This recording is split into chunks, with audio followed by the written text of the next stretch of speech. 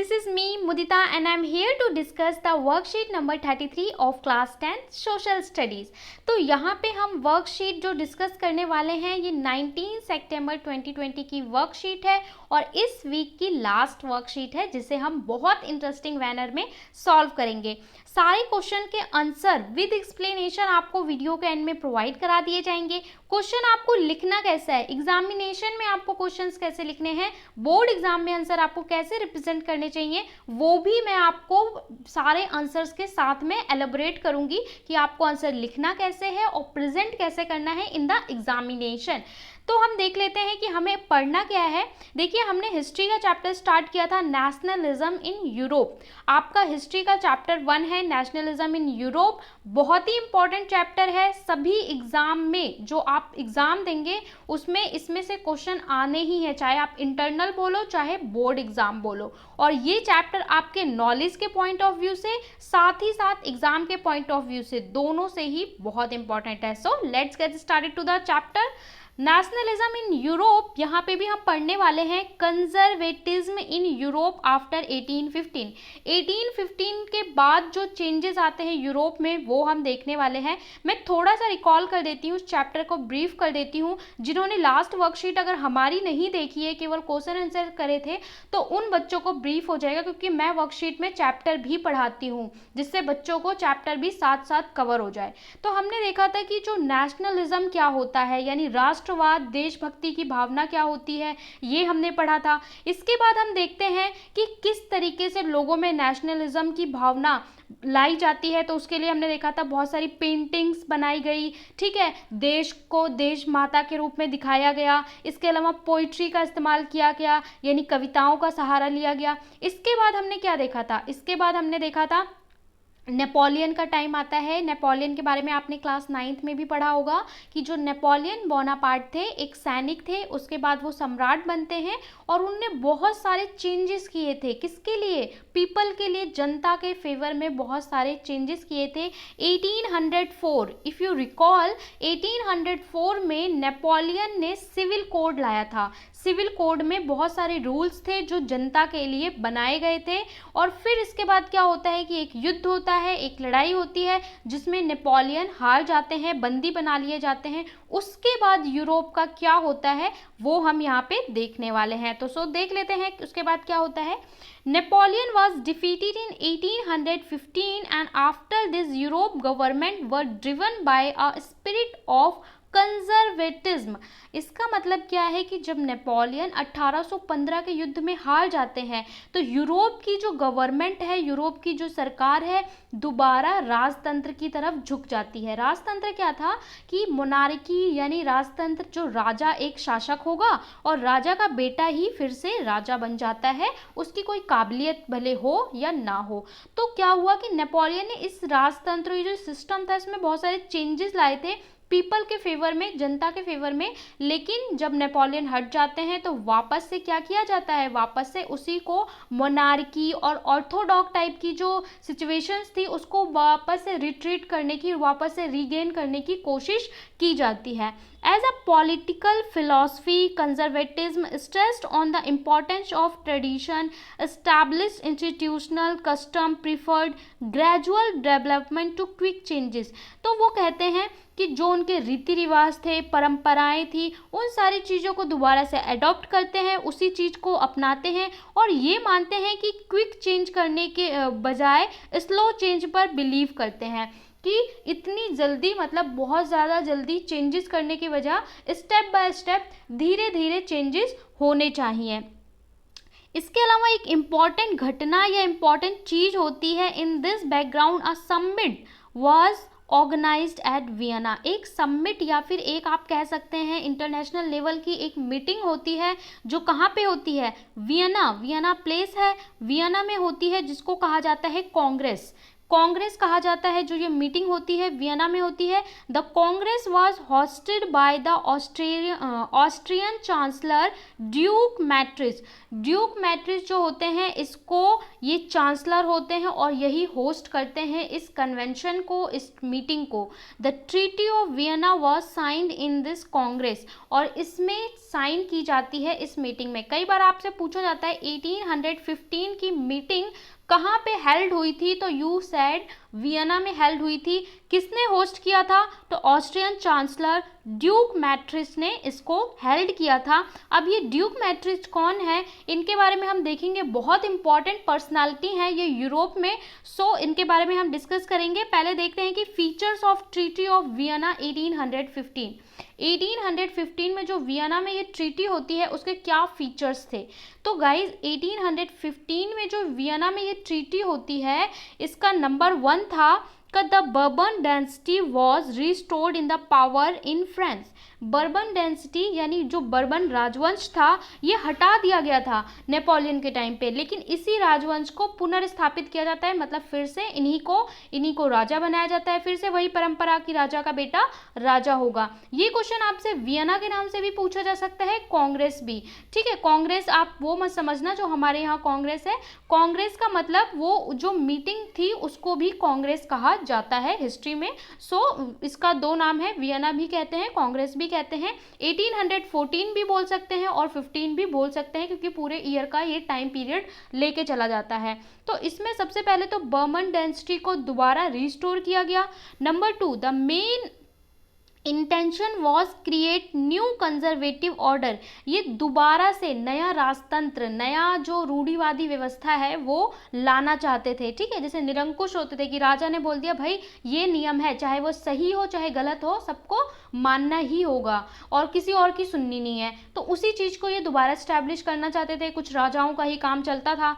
इसके बाद क्या है, France lost the territory it had under Napoleon. Napoleon के टाइम में बहुत सारी टेरिटरी नेपोलियन ने अपने अंडर में ले ली थी, यानी जो फ्रांस था, फ्रांस के आसपास के जो एरिया थे वो नेपोलियन ने जीत के अपने ट्रेटी में मिला लिए थे, अपने देश में मिला लिए थे। लेकिन इनके बाद क्या होता है कि ये सारे जो जीते थे नेपोलियन ने, ये लोग उस पर अपना कब्जा नहीं रख पाते और उसे लूज कर देते हैं, छोड़ देते हैं, ठीक है।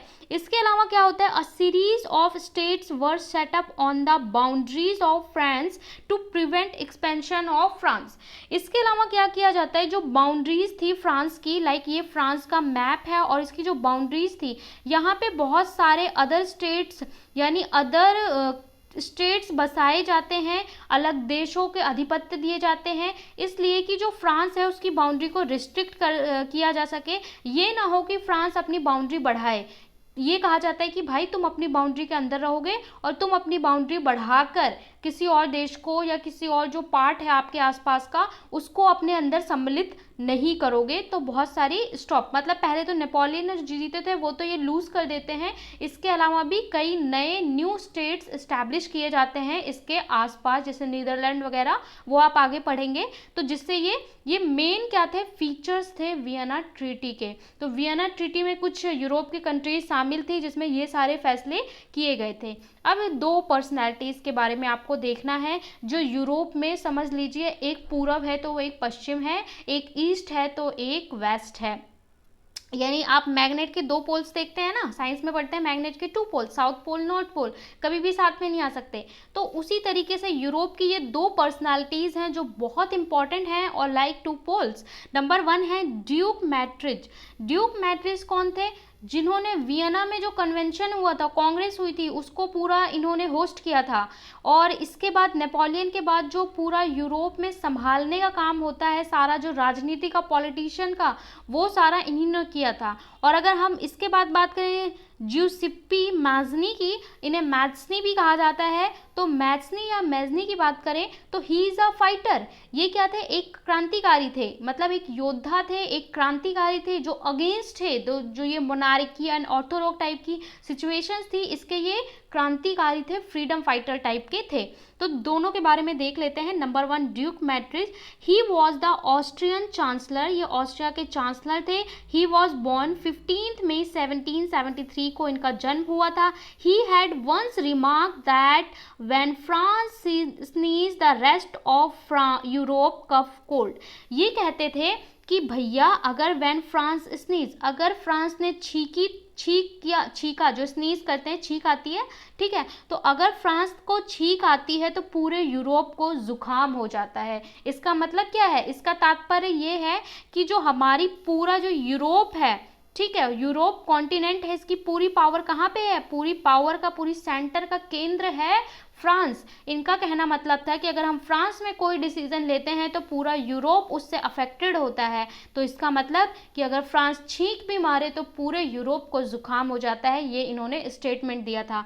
ही टुक अ prominent part in the Congress of Vienna and dominated the European politician from 1814 to 1848। Europe के पॉलिटिक्स में 1814 से 1848 का जो इम्पोर्टेंट टाइम था, इसमें बहुत इम्पोर्टेंट रोल प्ले किया था इन्होंने। और इसके बाद he acted the restored of old resign and reconstructed Europe after the Napoleon के बाद इन्होंने वापस से यूरोप में राजतंत्र को, मोनार्की को स्टैब्लिश करने में महत्वपूर्ण भूमिका निभाई। तो ये एक ऐसे थे जो पुरानी व्यवस्था उखाड़ फेंकी थी नेपोलियन ने, रूढ़िवादी, उसको दोबारा से स्टैब्लिश करने में इस बंदे ने बहुत बड़ी भूमिका निभाई। अब चलते हैं नेक्स्ट ज्यूसेप्पी मैज़नी के बारे में। He is a freedom fighter like that personality, ठीक है। इनके बारे में देखते हैं। He was born in Geneva में इनका जन्म हुआ था 1807 में।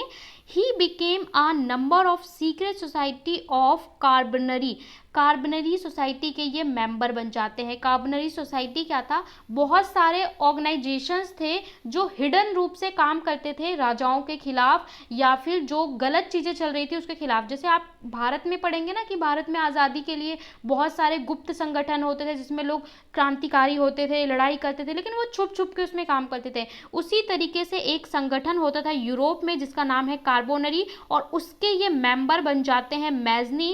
As a young man 24 was sent in exile to 1821 attempting revolution in लुगुरिया में एक विद्रोह था या एक क्रांति थी, उसमें पार्ट लेने की वजह से सिर्फ 24 साल की उम्र में इनको यहाँ से बाहर निकाल दिया जाता है देश से।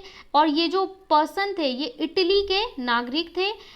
ही subsequently founded 2 more underground society. इसके बाद ये 2 अंडरग्राउंड सोसाइटी और स्टैब्लिश करते हैं। ऐसी सोसाइटी, ऐसी ऑर्गेनाइजेशन जो अंडरग्राउंड होती है, जिसमें यंग्स पार्ट लेते हैं और क्रांति करते हैं, विरोध करते हैं। तो ये 2 क्रांतिकारी ऐसे स्टैब्लिश करते हैं 2 सोसाइटी, जिनका नाम क्या था, Young Italy in Marseilles, Young Italy की स्थापना करते हैं। दूसरा यंग यूरोप इन बर्न। 2 सोसाइटी, Young Italy and Young Europe की स्थापना करते हैं। मैजिन रेटनेस opposed the monarchy and his vision of democratic. इनका विजन क्या था कि लोकतंत्र होना चाहिए और ये जो मोनार्की है, ठीक है, राजा का बेटा राजा, जो ये राजतंत्र, राजशाही व्यवस्था है, इसका समापन होना चाहिए। Metternich described him the most dangerous enemy of the social order. इसके अलावा जो ये मैट्रिस थे, इन्होंने कहा कि भाई ये जो मैजनी है ये हमारी सोसाइटी का सबसे बड़ा एनिमी है, सबसे बड़ा एनिमी, सबसे बड़ा शत्रु है। क्यों? क्योंकि ये खुद तो इसके लिए लड़ाई लड़ रहे हैं और अपने साथ साथ ऐसी सोसाइटी बना के और युवाओं को भी तैयार कर रहे हैं कि भाई आप आइए और अपने हित के लिए, अपनी लड़ाई के लिए आगे बढ़िए। और इनसे इंस्पायर होकर, इन्होंने इतना अच्छा काम किया, इनसे इंस्पायर होकर पोलैंड में, इटली में, जर्मनी में, स्विट्ज़रलैंड में बहुत सारी ऐसी सोसाइटी बनाई जाती है, हिडन सोसाइटी, और जो यंग्स थे उसमें पार्ट लेते हैं। और इसी से प्रभावित होकर आप जब देखेंगे ना इंडिया में, तो इंडिया में भी इसी से प्रभावित होकर जो यंगस्टर हैं, क्रांतिकारी हैं, वो लोग, जो लोग वहाँ से पढ़ के आए थे विदेशों से, वो लोग इनके बारे में पढ़ते हैं, तभी हमारे देश में भी इस तरीके की क्रांति और चीज़ें हुई थी। तो ऐसा कुछ नहीं है कि केवल इंडिया में, वर्ल्ड की बहुत सारी कंट्रीज में ये सारी सिचुएशन हुई थी। इसीलिए ये इनको क्या कहते हैं, मैज़नी इनको कहते हैं कि ये सबसे बड़ा दुश्मन है। देखिए ये क्या कर रहे हैं, वापस राजतंत्र लाने की कोशिश कर रहे हैं और ये वापस से राजतंत्र को उखाड़ के फेंकने की कोशिश कर रहे हैं, तो कहेंगे ये दुश्मन है। अब देख लेते हैं हमें क्वेश्चन क्या दिए गए हैं। 4 क्वेश्चन दिए गए हैं पर बहुत इंटरेस्टिंग है। Right the main feature of Vienna treaty. जो आपकी वियना ट्रीटी हुई है उसके फीचर्स लिखने हैं आपको। Number 2, describe the role of Metternich, जो नंबर 1 है उनके बारे में आपको बताना है। Number 2, why do you think Metternich describe the Mazzini as the greatest enemy, वो इनको ग्रेटेस्ट एनिमी क्यों समझते थे मैजनी को। 4th क्वेश्चन में पूछा है what kind of change happen Europe. अगर आप बात करें नेपोलियन, तो नेपोलियन के बाद का जो यूरोप था उसमें क्या क्या चेंजेस आए वो आपको बताने हैं। तो चलिए आंसर्स डिस्कस कर लेते हैं। नंबर 1 क्वेश्चन में पूछा है right main feature of Vienna treaty. So guys आपको इसको सबसे पहले लिखना होगा द मेन कॉजेज या clauses of treaty of Vienna signed in 1815। तो उसको पहले आप ये लिखोगे वर नंबर 1, नंबर 2, नंबर 3। हमेशा पॉइंट्स में आंसर लिखने की कोशिश करो सोशल स्टडीज़ में, ठीक है। और सोशल स्टडी में आपको थोड़ा आंसर लेंथी लिखना होता है और थोड़ा पॉइंट्स में लिखना होता है कि एग्जामिनर की नज़र सीधा आपके पॉइंट्स पे जाए। वो 2 मार्क का क्वेश्चन है, पॉइंट काउंट करेगा 1, 2, आपके आंसर टू द पॉइंट है, करेक्ट है, आपको पूरे मार्क्स मिलेंगे। So number 1, the Bourbon dynasty which had been adopted depose during the French revolution was restore to power. जो बर्बन डायनेस्टी थी इसको रिस्टोर किया गया। Number 2, a series of state were set up on the boundaries of French की boundaries पे बहुत सारे series of states, बहुत सारे स्टेट्स इस्टेब्लिश किए गए लाइक नीदरलैंड वगैरह। And French expansion in the future, किस लिए कि फ्रेंच भविष्य में अपने आप को एक्सपेंड ना कर पाए, ऐसा ना हो कि फ्रेंच दूसरे देशों को, दूसरे पार्ट्स को अपने देश में मिला सके, इससे बचाने के लिए उसकी बाउंड्रीज पे अलग अलग स्टेट्स इस्टेब्लिश किए गए। Number 3, the main objective of treaty of Vienna was to nullify all changes that had come to in existence during Napoleon wars. Napoleon के टाइम पे जितने भी चेंजेस हुए थे उसको नलीफाई करने के लिए, उसको बदलने के लिए ये इसका मेन ऑब्जेक्टिव था, किसका, ट्रीटी का, वियना का। सो गाइज ये आपका फर्स्ट आंसर है, कंप्लीट आंसर। इसका आप स्क्रीनशॉट ले सकते हैं और इसी तरीके से आप एग्जाम में लिखेंगे, ठीक है। और इसके बाद हम चलेंगे नेक्स्ट क्वेश्चन पे। सारे आंसर आपको वीडियो के एंड में यहाँ पे भी दिए जाते हैं और टेलीग्राम पे भी दिए जाते हैं। तो अगर आपने टेलीग्राम नहीं ज्वाइन किया तो डिस्क्रिप्शन में लिंक है, ज्वाइन कर ले। और सारे सब्जेक्ट के सारे सॉल्यूशन आपको टेलीग्राम पे भी 1 डे पहले ही प्रोवाइड करा दिए जाते हैं। नंबर 2 क्वेश्चन पूछा है डिस्क्राइब द रोल ऑफ मैट्रिज। अब जो मैट्रिज है इनका रोल डिस्क्राइब कीजिए। अब एक पर्सनैलिटी के बारे में पूछा जा रहा है। जब आप एक पर्सनैलिटी के बारे में पूछा जाता है वहाँ आपको आंसर पॉइंट में नहीं लिखना, वहाँ पे आपको आंसर 2 पैरा में लिखना है, पैराग्राफ में लिखना है। आपको इस बात का ध्यान रखना है कौन सा आंसर पॉइंट्स में लिखना है, कौन सा पैरा में लिखना है। अब आपसे एक पर्सनैलिटी के बारे में पूछा जा रहा है तो सबसे पहले उनका इंट्रोडक्शन दोगे। The duke Metternich was born on 15 मई 1773। जो ड्यूक मैट्रिज थे इनका जन्म हुआ था 15 मई 1773। He was counsellor of Austria, Austria के ये काउंसलर थे। From 1814 to 1848 time period he played an important role in politics of Europe, और यूरोप की पॉलिटिक्स में बहुत इंपॉर्टेंट रोल प्ले किया। पहले आपने उस पर्सनैलिटी का थोड़ा 3 लाइन में इंट्रोडक्शन दे दिया, उसके बाद उनके बारे में बताओ कि किस तरीके से उन्होंने पार्ट लिया। ही was the most important and most talented diplomat of his time. अपने टाइम के सबसे ज़्यादा टैलेंटेड और इम्पॉर्टेंट डिप्लोमेट थे ये यूरोप में। After Napoleon Waterloo defeat Metternich became the saviour of Europe politics. यानी वाटरलू का जो युद्ध हुआ था उसमें नेपोलियन हार जाते हैं और नेपोलियन के हारने के बाद जो मैट्रिज हैं ये सर्वियर यानी कि सर्वोच्च बन जाते हैं यूरोप की पॉलिटिक्स में। He played such a prominent role in Europe politics that the period of Europe history from 1815 to 1848 famous Metternich era. इनका जो टाइम पीरियड था उसे मैट्रिज ईरा के नाम से भी जाना जाता है। जैसे नेपोलियन का टाइम पीरियड नेपोलियन ईरा कहा जाता है, वैसे जो 1815 से 1848 का टाइम था उसे मैट्रिज ईरा के नाम से भी जाना जाता है।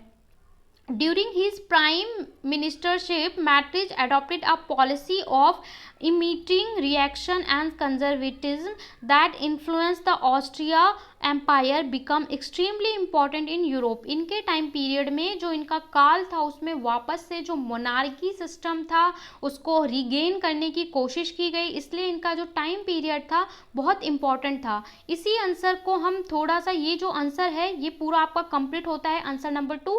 इसका भी आप स्क्रीनशॉट ले सकते हैं लिखने के लिए और टेलीग्राम से भी लिख सकते हैं। पहले आपने उनका इंट्रोडक्शन दिया, फिर उनके बारे में उनके रोल्स बताए। इसके बाद हम चलते हैं नेक्स्ट क्वेश्चन पे। Why do you think Matrice describe Mazzini as the greatest enemy of social order? Which social order is talking about? अब ये कह रहे हैं जो मैट्रिच हैं जिन्होंने बहुत इंपॉर्टेंट रोल प्ले किया था, इन्होंने मैजनी को एनिमी क्यों कहा है अपनी सोसाइटी का, और किस सोसाइटी और किस सिस्टम की बात वो कर रहे हैं। तो आप पहले वही चीज़, पहले आप जो मैजनी है इनके बारे में थोड़ा सा इंट्रो देंगे, फिर बताएंगे कि क्यों कहा। तो Giuseppe Mazzini was a revolutionary of Italy, ये इटली के एक क्रांतिकारी थे। He was born 1807 in Geneva, Geneva में 1807 में इनका जन्म होता है।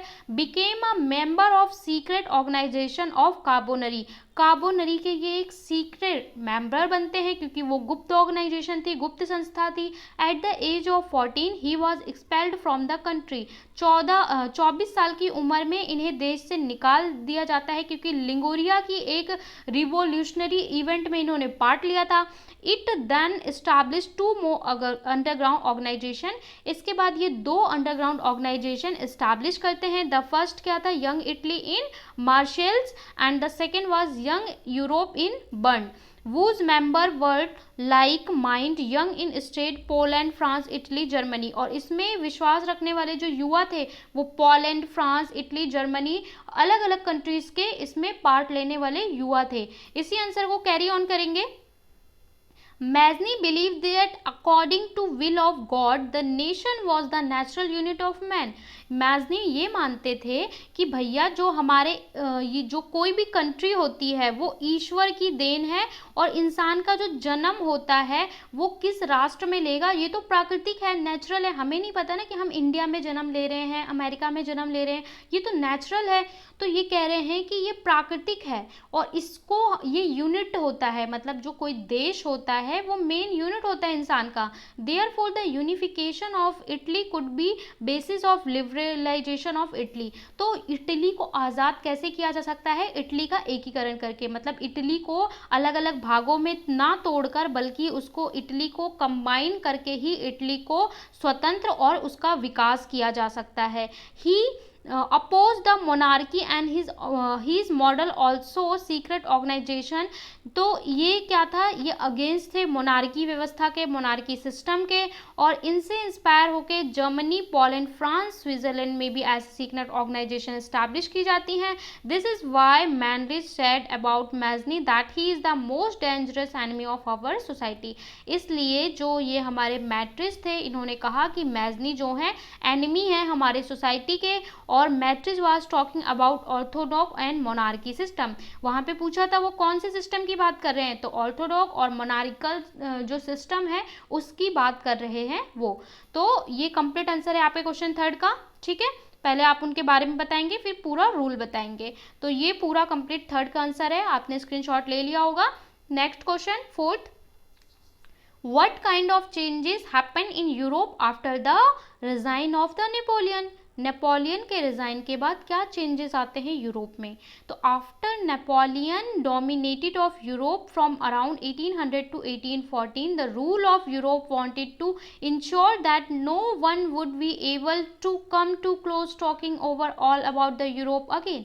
नेपोलियन के बाद जो 1800 और 14 का टाइम होता है, ये कोशिश की जाती है, इंश्योर किया जाता है कि कोई भी यूरोप में दोबारा से इस तरीके से एंटर ना कर सके, दोबारा से यूरोप में जो क्रांति या रिवॉल्यूशन की चीज़ें हैं वो ना हो पाएँ। और आपको पता है 1814 में ही वियना कन्वेंशन किया जाता है, वियना ट्रीटी साइन की जाती है। To this end, the diplomats from all the great power meet at the Congress. तो कांग्रेस जो मीटिंग थी ऑफ वियना, इसमें जितने भी बड़ी पावर्स थी, बड़े डिप्लोमेट्स थे, यहाँ पे मिलते हैं and negotiate the 1815 to 1815 that they recognise European boundaries in hopes. और ये क्या करते हैं, यूरोप की बाउंड्रीज बनाते हैं और वहाँ पे कई स्टेट्स इस्टेब्लिश करते हैं, स्टेबल यूरोप, और ये चाहते थे कि जो यूरोप है भाई अब स्टेबल रहे, इसमें बहुत सारी उथल पुथल ना हो, हलचलें ना हो, और इस बाउंड्री के अंदर रहकर ही काम किया जाए। इसके अलावा where coalition of nation could always ally defeat one nation and got out of hand, और वो नहीं चाहते थे कि उनके हाथों से बाकी का जो ये है वो निकले। The rulers after Napoleon were dedicated to stopping revolution, और ये भी नहीं चाहते थे कि जैसा रिवॉल्यूशन हुआ था, फ्रांस की क्रांति हुई थी, उस तरीके का कोई भी रिवॉल्यूशन दोबारा हो, क्योंकि जो क्रांति हुई थी उससे जनता ने क्या महसूस किया था, जनता ने यूनिटी को महसूस किया था तिरंगा हाथों में लेकर। तो लोगों को क्या लगने लगा था कि जो अब ये राजा है जो हम पे कुछ भी कहता है, कुछ भी रूल बना देता है, अगर हम सारी जनता, हम इतनी सारी जनता हैं, अगर हम सब मिल जाते हैं तो हम इस राजा को हटा सकते हैं, और हम कुछ ऐसे रूल्स बनाएंगे जिससे हमारे लिए बेनिफिट हो, क्योंकि हम सबके कुछ राइट्स हैं। उन्होंने पहली बार अपने राइट्स को समझा था, लेकिन नेपोलियन के बाद वापस से पूरा कंट्रोल कर लिया गया, और ये कोशिश की गई कि फिर से कोई क्रांति ना हो, ऐसा मौका ही ना दिया जाए कि लोग एकजुट हों और किसी तरह की कोई क्रांति में पार्ट ले सकें। तो ये कंप्लीट आंसर है आपके आंसर 4 का। आई होप आपको क्लियर हो गया होगा और आपको मज़ा आया होगा। एक बार आप चैप्टर जाके आप रीड करेंगे ना, यूरोप में राष्ट्रवाद यानी फर्स्ट चैप्टर है, तो आपको बहुत अच्छे से समझ में आएगा, और कोई डाउट होगा तो वो आप फिर क्लियर कर सकते हैं, पूछ सकते हैं। सो गाइज, हमने यहाँ पे वर्कशीट नंबर 33 बहुत इंटरेस्टिंग मैनर में सॉल्व कर लिए। आई होप आपको क्लियर हो गया होगा। वीडियो को अच्छा लगता है, समझ में आता है तो प्लीज़ लाइक करें, शेयर करें और चैनल को सब्सक्राइब कर लें, जिससे सभी आगे आने वाली वीडियो का नोटिफिकेशन आपको ऑन टाइम मिल जाए, पहले ही आपको मिल जाए, और आप सब ऑन टाइम अपनी वर्कशीट सॉल्व कर पाएँ। और अपने फ्रेंड्स के साथ शेयर करें। अगर आपके फ्रेंड्स हिंदी मीडियम में हैं, 9th में हैं या 10th में हैं, तो बोथ मीडियम में सॉल्यूशन प्रोवाइड किए जाते हैं, तो ज़्यादा से ज़्यादा बच्चों की हेल्प करना यही हमारा लक्ष्य है। Thank you so much for watching. Bye bye, take care.